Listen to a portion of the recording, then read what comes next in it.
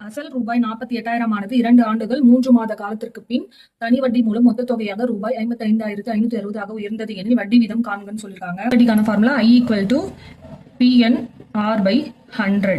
இங்க வந்து நம்ம வட்டி எவ்வளவுன்னு பார்க்கணும். வட்டி எப்படி கண்டுபிடிப்போம்?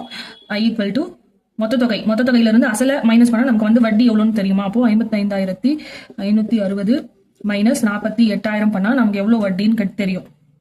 இப்போ இது ரெண்டையும் மைனஸ் பண்ணா நமக்கு என்ன கிடைக்கும்? 7,560 கிடைக்கும். இதுதான் வட்டி. இது வந்து வட்டியா? நெக்ஸ்ட் இயர் வந்து இங்க 2 ஆண்டுகள் 3 மாத காலத்திற்கு பின். இந்த மாதத்தை வந்து இயரா மாத்தணும். n = என்ன கொடுத்துருக்காங்க? 2 ஆண்டுகள் பிளஸ் 3 மாதம், மொத்தம் 12 மாதங்களா? 12 மாதங்கள்ல 3 மாதம். இது கேன்சல் பண்ண நமக்கு என்ன கிடைக்கும்? 1/4 கிடைக்கும். 1/4 இதுக்கு எல்சிஎம் எடுத்தா 8 + 1 9/4 கிடைக்கும். 9/4 ஆண்டுகள். இதுதான் என்னோட வேல்யூ. இப்போ இதை வந்து ஃபார்முலா சப்ஸ்டிட் பண்ணோம். ஐயோட வேல்யூ என்ன? 7,560 = அசல் வந்து 48,000 இன்டூ என்னோட வேல்யூ 9/4 இன்டூ ஆர் தான் நம்ம கண்டுபிடிக்கணும் பை 100. இந்த 2 0 கேன்சல் ஆயிடும்.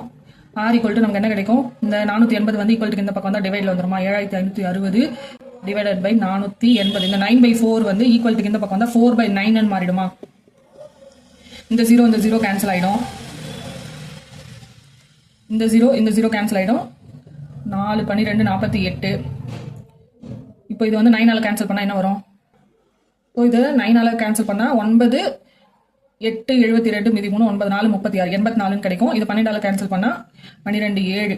அப்போ ஆரோட வேல்யூ நமக்கு என்ன கிடைக்கும்? R = 7%. இப்போ இந்த சம்முக்கான ஆன்சர் வந்து ஆப்ஷன் C 7%.